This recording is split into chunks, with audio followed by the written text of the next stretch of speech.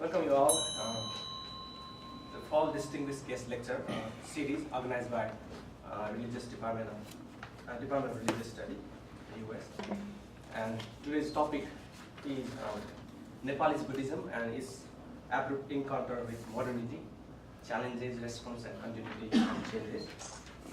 And today we have a distinguished guest from UC Berkeley. So I would like to introduce our guest speaker, Dr. Alexander von Rospatt. He's my teacher and who helped me during my discussion writing. He's a professor of Buddhist and South and Southeast Asian Study, UC Berkeley, California. And he received his PhD from University of Hamburg, and his specialization in the doctrinal history of Indian Buddhism and in Newer Buddhism, the only Indic Mahayana tradition that continued to persist in its original South Asian setting in the Kathmandu Valley, right to the present. And his first book was on the development and the early history of Buddhist doctrine of momentumness, Sautantika doctrine. Currently, he is working on another book on periodic renovation of Swayambhu Stupa of Kathmandu Valley, based on Newer manuscript and he has spent several years in Nepal doing that field work. Give a warm welcome to Dr. Rospatt.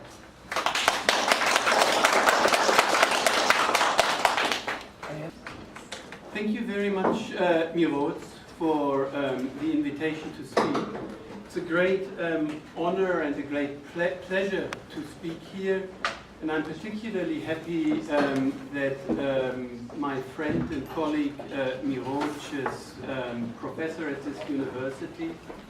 I'm not only happy because I'm a great fan of Miroz, but I'm also happy because Nepalese Buddhism is a very important and particularly interesting tradition that is unfortunately badly understudied.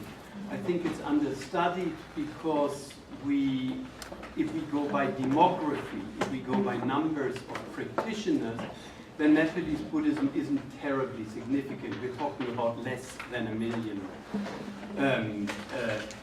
genuine Neo-Buddhists, depending on how you define the term. But it's a very important tradition if you take a step back and you don't just look at the number of practitioners. It's the only place in South Asia where Indian Buddhism survived uninterruptedly. I don't want to say that Buddhism did not survive uninterruptedly in Sri Lanka. Of course, as you know very well, there were ruptures in the lineages in Sri Lanka. They had to be re-imported more than once from Southeast Asia. But that's not what I'm referring to. What I'm trying to say is that in northern India, in this space, Buddhism developed from Shravakayana Buddhism to Mahayana Buddhism and eventually to Mahayana Buddhism with a very tantric orientation. And the latest phase of Indian Buddhism, before it disappeared in India around 1200, is preserved in Nepal. And it's also preserved in a sense in Tibet. So if you want to get a sense of what Indian Buddhism looked like before it vanished from the landscape, the Kathmandu Valley is definitely the best place to look at. I don't want to say that since the disappearance of Buddhism in India, some 800 years ago, there were no changes in Nepal. Far from it. I'm sure that what we see nowadays in Nepal is different from what was in place 800 years ago. Still, there is great continuity, and in a sense, this is the best. Since Buddhism in India itself disappeared, the tradition in Nepal is our best entry point, our best place to, in a sense, check in to see what Buddhism in India would have been like. Also, that's an ancillary point, because Buddhism continued uninterruptedly, it's in the Kathmandu Valley that Mahayana, Vajrayana, Tantric Buddhist scriptures were preserved. All the major textual editions of Shastras, Mahayana Sutras, Tantric works, not all, but the vast majority are preserved in the Kathmandu Valley. There's a little bit that made its way to Tibet, and that has been photographed, microfilmed by Rahul Sankrityayana, and then ended up in Patna by way of microfilms. And nowadays, some of these Indian manuscripts that made their way to Tibet surface in China, in the mainland China, and so there is some accessibility of the literary heritage in this way. But the majority, the vast majority of work survives in the Kathmandu Valley, not because it was just an archive, but because these texts were actually the backbone, the literary textual backbone of that tradition.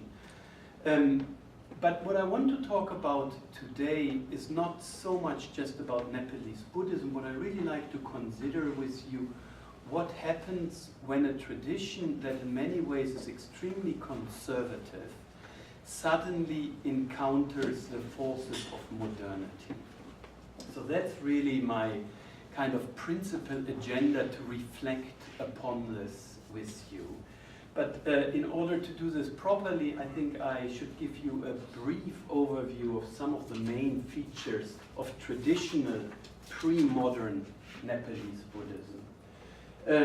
This is the most important stupa they have in the Kathmandu Valley. Just to be sure, just a second. Just to be sure, when you say Nepal, what I mean is just a little star here. I don't mean the country. The country was only created 250 years ago, and it took the name from the valley. So here it says Kathmandu because that's the capital of the modern country Nepal. But actually the name Nepal was used just for the valley, which itself was a unified political space. So I'm only talking about an actually very small area, maybe 20 miles in length and 15 miles in width. Nestled in the mountains, roughly at 4,000 feet altitude, but the king has almost always, maybe always been Hindu. So Buddhism in Nepal was exactly in the same situation as Buddhism in India. It didn't exist with a monopoly, but rather it coexisted alongside Hindu traditions, different paramparas or sampradayas, or whatever you want to call it. In Nepal, in particular, Shaivism and Shaktism. In other words, the form of Hinduism where the goddess becomes a supreme deity. This particular festival that you can see here, a few images, is celebrated every 12 years in Kathmandu.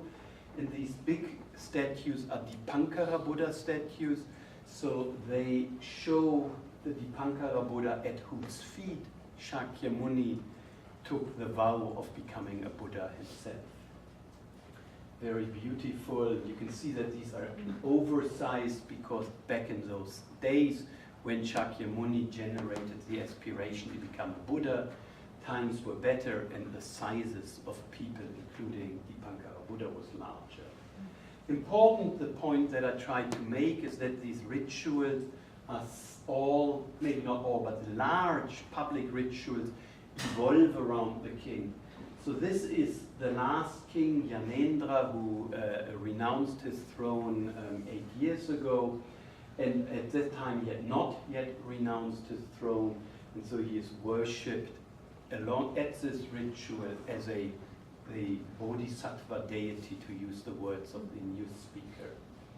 Another cult that revolves around the king is the so-called little girl goddess cult, Kumari cult. So you've got 3 different figures here. There in front of the Kumari temple in Kathmandu, you can see the press lined up here on the annual occasion of worshipping them. So it's a very picturesque and interesting cult where essentially a small girl is chosen as an image. So she's chosen just in the same way as you could take a wooden statue or a metal statue or a two-dimensional paintings. You choose a particularly beautiful, immaculate, well-proportioned girl and then perform the same rituals of imbuing the icon with the presence of the goddess as you would for a wooden or other non-animate object. Part of what is also important to kind of register is that religion is on the one hand caste-based. On the other hand, there are many so-called goshtis or gutis or associations. Normally membership is hereditary, just like in casteism, membership of a caste is hereditary. And very often they converge on particular religious ceremonies. So this is on the full moon day in November, if I remember correctly, and they're congregating here with this, layout. This is from their perspective, this looks like a vessel, and I think this is done in honor of Manjushri. And so they meet at least once a year, but probably also on other occasions. There should be an endowment that actually funds this activity. And so a lot in this tradition has hinged, is dependent upon these kind of associations. Big problem for the survival of this tradition, they are economically grounded in endowments that were made once upon a time in terms of land. And these endowments have basically been taken away by the government. And here, that's not a big deal. This is not expensive. I mean, these are grants and so on. So these people can carry on what they've always done and just finance it out of their own top pocket. But if you think of a monastery, and the monastery's roof is collapsing, and you need to bring in a new roof, you need real money. And people may not be willing to spend their spare resources on rebuilding the roof of their monastery. And traditionally, they didn't have to, because traditionally, there was the return from the endowment, normally agricultural return, or rice harvest. But here, but this land has been taken away. That's one of the reasons why this tradition is in problems. Another arena of lay activities, in this particular case, is predominantly women who are worshipping a goddess who's considered to be yellow, Vasundara or Vasudhara, the earth goddess associated with fertility, and very often the women here come from the farmer's caste, so they could also come if they want to conceive, thinking of their own fertility rather than of the fecundity of their fields. Important to remember, Buddhism coexists with Hindu traditions, I mentioned this, and there's also a strong layer of indigenous, autochthonous cults, that once upon a time people would have used terms like Adivasin, Aboriginal, to describe lower non-scriptural cults that are differently organized. In this particular case, they kind of hinge on a Bhairav kind of fierce deity.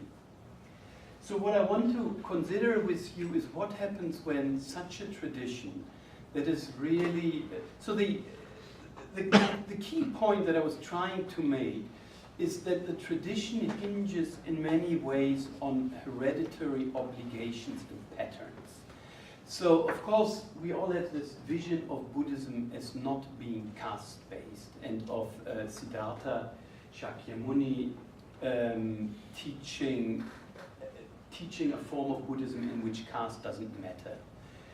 I'm skeptical that he objected to caste, but it's clear that caste didn't matter in his teaching. The Nepalese tradition actually depends upon caste for its own survival, for its own perpetuation. So that is obviously, you could say there's a problem in here. And of course, casteism is built on inequality. It's got its own internal logic, but certainly to modern Western sensibilities, it's unequal. And also something I've not touched upon before, but you will have seen this from the images, all of this is entirely male dominated. There are no nuns of any kind, and the lay women have a really lesser role. Family priests are invariably male, and it's a cult in which women very, very clearly take the back seat. So the interesting question is what happens when such a tradition suddenly meets modernity? And now I'm talking about something that I know less well than Nepalese Buddhism, and I'm sure that some of you are better informed about this, but I want to briefly talk about what people call Buddhist modernism, the movement that originated in Sri Lanka at the end of the 19th century, and that basically originated in opposition to British missionary attempts of, in a sense, suppressing Sinhalese Buddhism. And of course, British missionary attempts to control and suppress Buddhism cannot be separated from the whole colonial endeavor of making Sri Lanka a colony, and also exploiting it in economic terms. So here on the right you see Anagarika Dhammapala, and you see Bodh Gaya, the Bodhi temple of Bodh Gaya. And so one of the things that Buddhism in Sri Lanka at that time tried to do is to rediscover India as a Buddhist land. And part of that rediscovery was the establishment of the Mahabodhi Society in Calcutta, and the center of the British Empire, and the attempt to, in a sense, regain control of temples that had originally been Buddhist, but after the collapse of Buddhism had fallen into the hand of Hindu, very often Shaiva priests, as happened, of course, in Bodh Gaya, as you all know. So they were present in Calcutta. They were the Mahabodhi Society. And the Nepalese situation is different. There was no colonial oppressor. There were no Christian missionaries to talk about. So what prompted the Sri Lankans to develop Buddhist modernism, the kind of interactions they suffered with the British, that actually didn't happen in Nepal. There was a British resident who was not interested in the least in what went on in Nepal. And there were no real missionary attempts. And actually the people running Nepal at the time closed the country from the outside world. So unless you had very, very good connections, you couldn't visit Nepal. And unless you had very good connections, you couldn't leave Nepal either. So Nepal was in many ways sheltered. And the so-called Rana regime, an aristocratic clique regime that ran Nepal, they noticed with increasing alarm that in India, the independence movement came up with a whole lot of new ideas of economic equality, gender equality, social equality. All of this, of course, in the name of kicking out the British, but of course, at the same time, it was also changing and challenging traditional Indian society. So the Ranas understood this is a threat. We don't want any of this in Nepal. But ultimately, they did not succeed. They sent students, they had to send students to India because they had no places of higher learning in Nepal, and they were dependent upon trading. They had communities of traders in Calcutta, in Darjeeling, in a place called Kalimpong, also in that area. And actually, very important, Nepal took care of part of the India-Tibet trade. So there were trading contours maintained by Nepalese, both in India and in Tibet itself.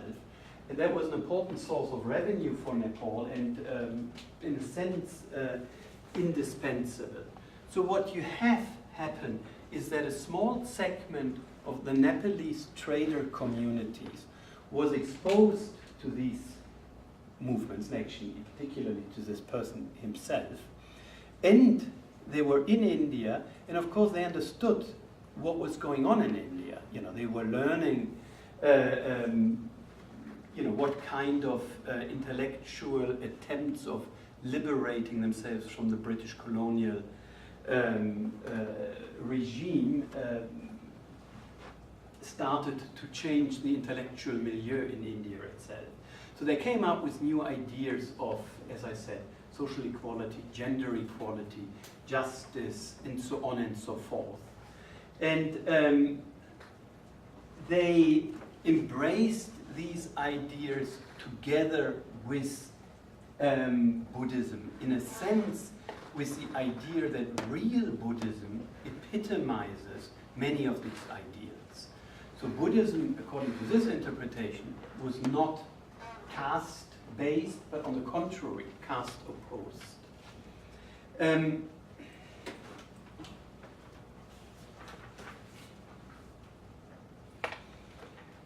So there was contact in this way, the influence of the Mahabodhi Society of Anagarika, Dhammapala, and so on met Nepal.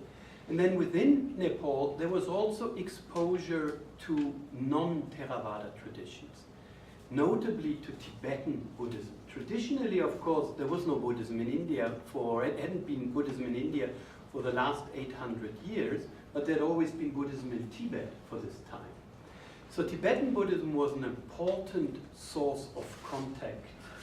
And at this time, when people started to look at Buddhism in new ways, challenging this traditional, pre-modern, caste-based, tantric tradition, at the same time, Tibetan preachers continued to come, charismatic figures, preachers who had contacts to Nepal through this trading community of Newars who lived in Lhasa and Chigatse and other places in Tibet.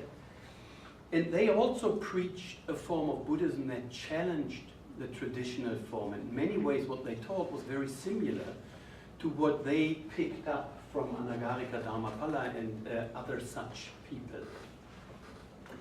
And as a result, what you have is a small number of Newar Buddhists who convert out of their tradition in order to become what they consider to be genuine celibate monks. This is an image of the first 5 of such monks together with their teacher Tsering Norbu. And you will see that they're wearing Theravada robes. So they were actually crossing between different traditions. A particularly interesting person is this monk here, the venerable, where do we have the Mahaprajna, great wisdom, Mahaprajna. He went first to Tibet in order, there was one particular Tibetan preacher he was very impressed by, and he said, take me along to Tibet, I want to take ordination. And the teacher said, no, you might as well practice in Nepal, there's no point in becoming a Buddhist monk, a Tibetan Buddhist monk, stay in your tradition. He went to another Tibetan who came, and the guy said exactly the same thing, that it's not a good idea. He went anyway to Tibet on his own. He converted in Kirong on the border between Tibet and Nepal and became a Nyingmapa novice. Then he went to Lhasa. In Lhasa, he stayed for some time. He became very ill, went to a Newar trader, converted the Newar trader who left his wife and his children, and the two of them set off and lived for a year in a cave close to Shigatse. Their practice didn't go all that well, and after a year they decided to go on pilgrimage to India. And they went to India, they met Burmese monks, they ordained as Shramaneras in the Burmese tradition. Then they went back to Kathmandu, and then they met a Tibetan teacher here, who at that time was still a Tibetan, and they became his followers. And then they were expelled from Nepal because they were breaking the rules of food propriety by accepting alms. And they went back to India, where they received proper Upasampada in the Burmese tradition. In between, he actually went one more time to Tibet, and he became full Upasampada monk in the Nyingmapa tradition. So he was once a novice in the Tibetan tradition, a novice in the Theravada tradition, a Gelong, a full Upasampada monk in the Mahayana Tibetan tradition. Then he went back to India, and he took Upasampada in the Burmese tradition. Actually, he went to Burma to take the Upasampada. And he had a very illustrious life. Later, he tried to go back to Nepal, and he stayed at a lay place. And he actually married the woman there, and that was a Parajika, so he couldn't be a monk again, but he wanted to be a monk again, so he became a Bauda Rishi at the end. I mean, he had a very, very illustrious life, and he was monk in many ways, he was married in many ways, so it's a little bit, he's a quite illustrious figure. But what is interesting is that the difference between Theravada and Mahayana, or between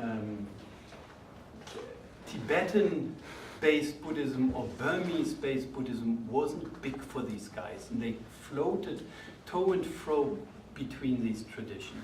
And it was really, at this initial stage, more Burma than Sri Lanka that they looked for, even though Anagarika Dhammapala was, of course, Sinhalese. Burma was part at that time of the British Empire, of the Indian British Empire. And basically it was part of, politically speaking, part of South Asia.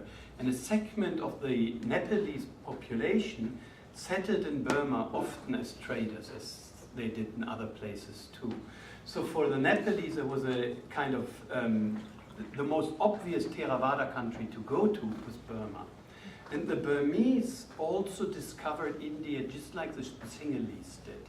So it's not only that Dhammapala, Anagarika Dhammapala went and founded the Mahabodhi Society and fought for the Buddhist capture, but the Burmese also went to India. And of particular importance for them was, sorry, I'm doing this the wrong way. Of particular importance for them was Kushinagar. So even now, the oldest Theravada monastery, neo-Theravada monastery in Kushinagar is Burmese, and this is a stupa, a relatively new construction that they were building there. So let me, I'm sorry that my talk is longer than it probably should be, given it's only a talk and not a class. But let me fast forward a little bit. So what happened is that these guys were expelled, and until basically 1950, middle of the 20th century, Theravada Buddhism was not allowed to operate because it was understood to be in breach with the caste system that was rigorously enforced by the regime running Nepal. Traditional Newa Buddhism was caste-based, so they were fine. They could do what they wanted as long as they didn't change their ways, which they didn't. Theravada Buddhism could not get a foothold because it basically did not buy into casteism. It accepted the principle of giving bhiksha, of giving alms. And when you give alms, as you know, you have to accept alms from everybody. You can't just say, I take alms from Brahmins. That's not the way it works. So you break, by definition, once you beg for alms, you break the food ban that was governmental law. It wasn't just practice among people, it was mandated law that you couldn't go against these kind of strictures of the caste system. So the monks had to live in exile, and this is in Kalimpong, as you can see here, and some of the leading figures of the Theravada movement stayed here until the Rana regime, that's the name, this aristocratic regime, was thrown over in 1950 and 1951. Once they were swept aside, the Theravada monks were allowed back, but we're talking about a handful of people, less than 10 really. And they founded, in a sense, Theravada Buddhist institutions in the Kathmandu Valley. So this is the first monastery, Sinhalese inspired in architecture, because the monk who was founding this was actually in Sri Lanka rather than in Burma.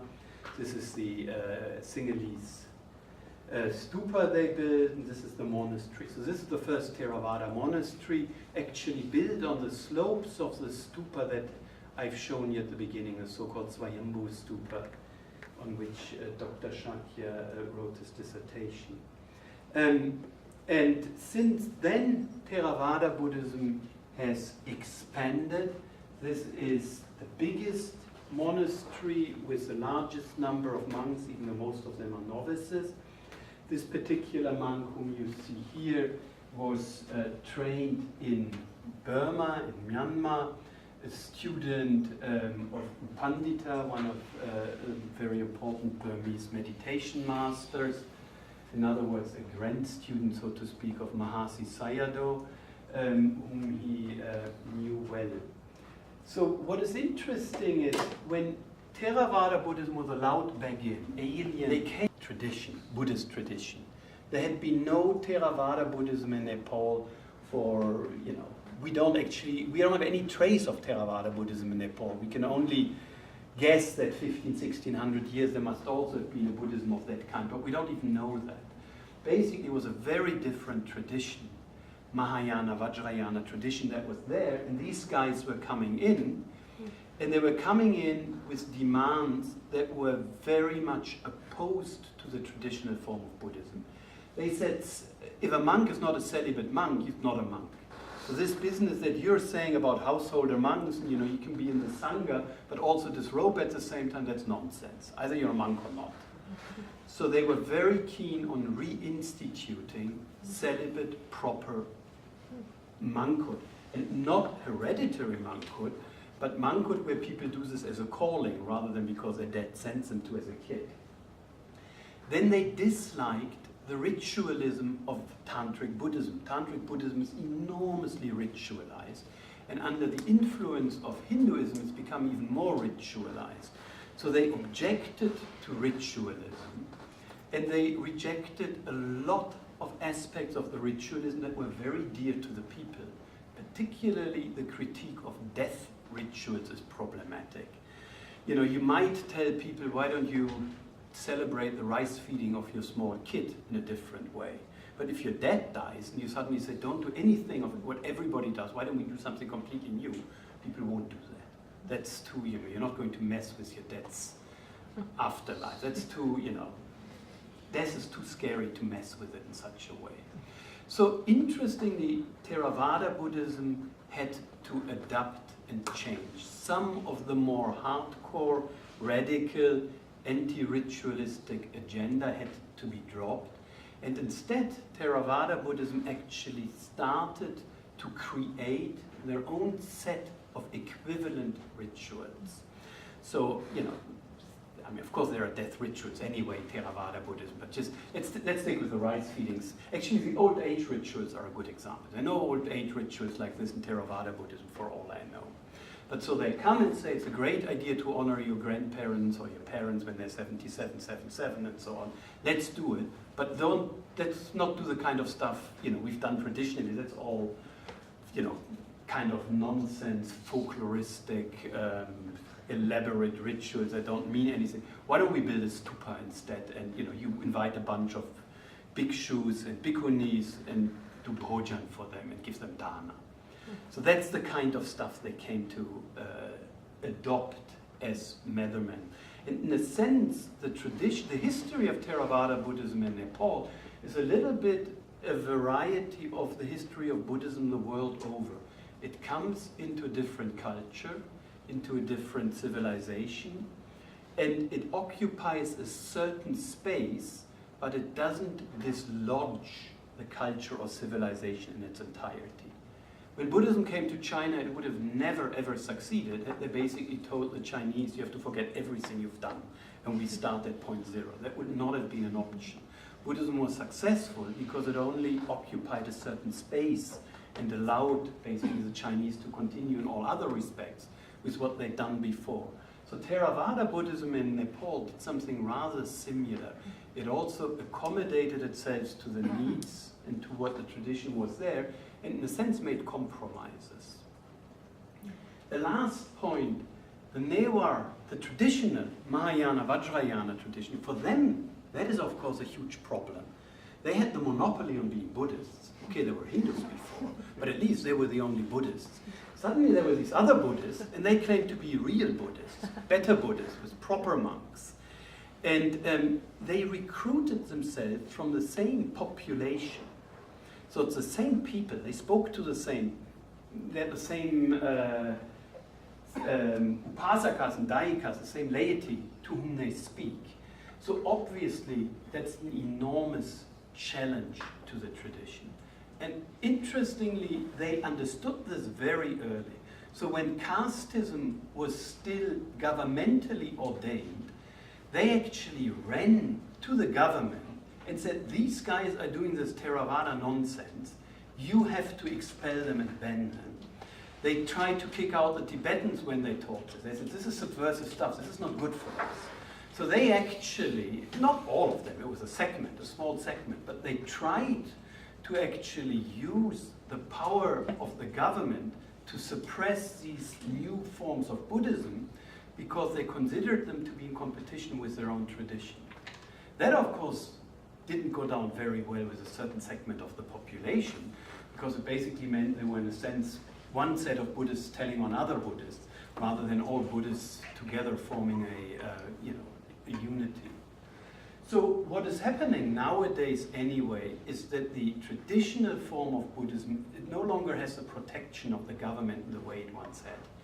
And also the whole society has changed. Casteism is losing its grasp on the population. It's not going away, I don't think, but it's definitely losing a lot of its grip. They have the internet, they have millions and millions of Nepalese who study abroad and come back and so on and so forth. So these kind of pre-modern sensibilities around which traditional Buddhism is built, they basically disappear. And so what they've done in response is to try and, in a sense, modernize themselves. So a lot of the modernism that the Theravada movement brought into Nepal is now being brought into the traditional form of Buddhism.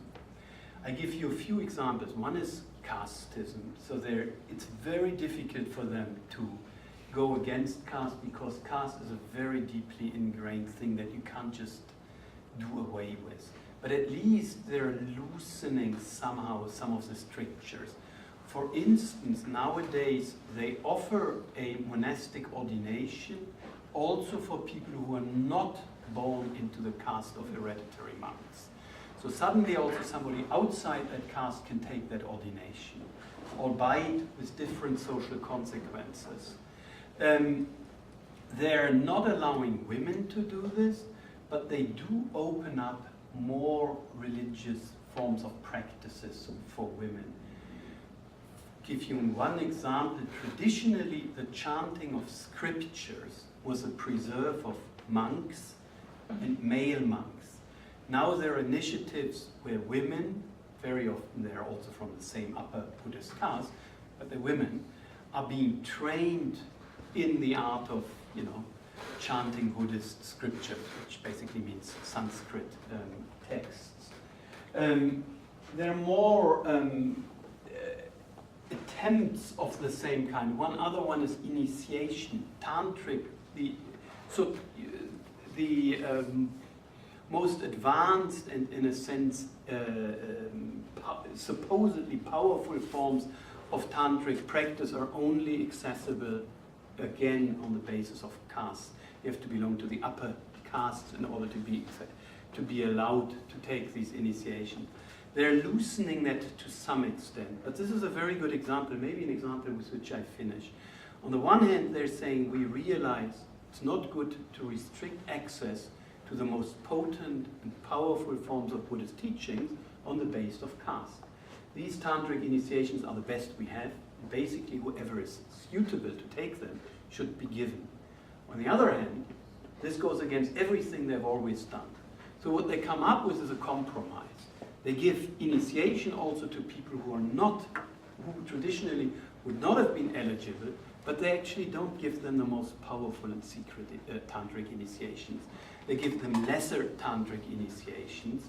And how this is going to play out on the long run is of course a different question. It's it's conceivable that people will say, that's not the real thing you're giving us. Either you give us the real thing or we go somewhere else. But at least, given that 30, 40, maybe 20 years even this was not conceivable, they're moving in this way. There are two reasons why I think that the tradition will not vanish. The main reason is that it is intertwined with ethnic sentiment. The people of the Kathmandu Valley, the so-called Newars, of whom Niro Chakya is a member, they form an ethnic community with a sense of their own distinct identity. And they have a sense that they're somehow being marginalized within the larger political space of Nepal. So for them it's very important that Newars don't get shortchanged in the political process. They are Buddhists, while the political and economic establishment, the majority is Hindu. So they want to be Buddhist, and they stress being Buddhist in order to make the point, we are different from you guys. In other words, ethnic identity and religious identity coalesce, and that helps religious identity to be much more important than it would otherwise be.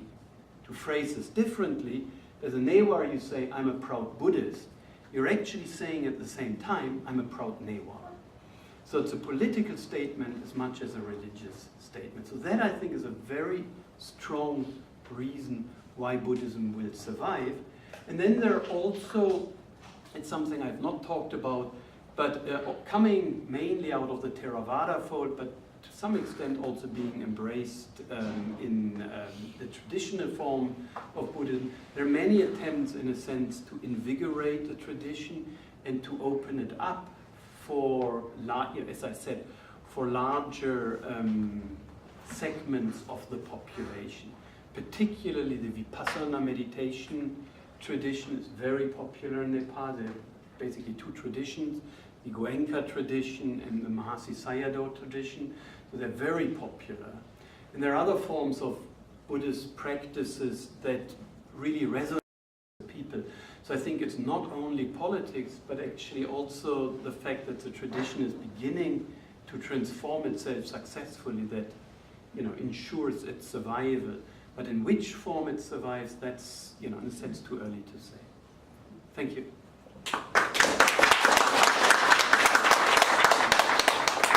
Yes, answer.